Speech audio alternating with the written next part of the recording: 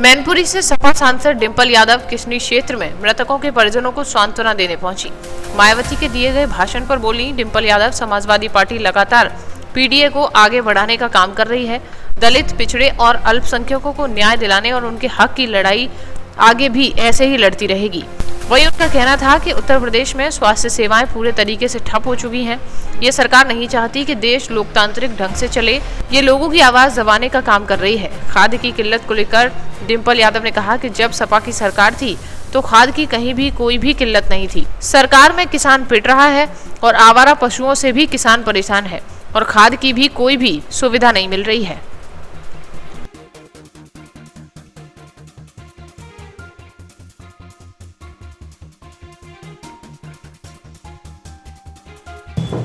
बहुत ही दुखद घटना थी और क्योंकि परिवार वालों ने तो सदस्य खोए हैं और युवा एक 17-18 साल का बेटा भी खोया है, तो बहुत ही दुखद घटना है और हमने बात करी है और सब का दुख समझा। मैडम, परसों काशीराम जी की परिनिर्वाण दिवस पे लखनऊ में जो मायावती ने भाषण दिया है पूरा सभा के ऊपर दिया है, जैसे सभा सत्ता हो, क्या कहेंगे इस पे आप?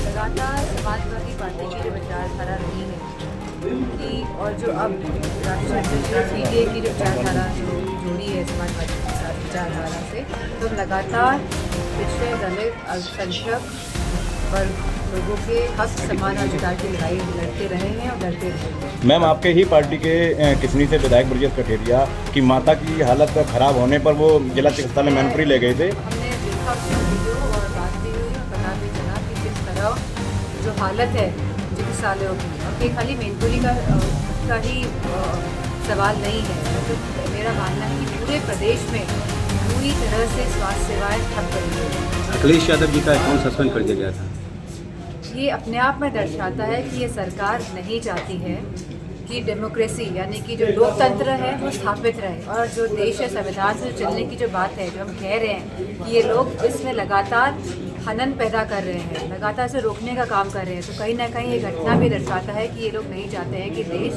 लोकतंत्र से चले, जहाँ पे सब लोग अपनी बात रखने के काबिल रहे। ये लोग नहीं चाहते हैं। जो भी लोगों के समक्ष अपनी बात क्लियरली और क्लैरिटी के साथ रख रहा है, तो उनके साथ इस तरह का बर्ताव यह सरकार कर रही है। मैम, 27 के चुनाव में होने वाले समाजवादी पार्टी किस तरीके से तैयारियां कर रही है? जी, हम लोग क्योंकि बहुत ही अहम चुनाव होने जा रहा है और समाजवादी पार्टी का जो कार्यकर्ता है, जो संगठन है, जो नेता है, सभी पूर्ण तरीके से तैयार हैं।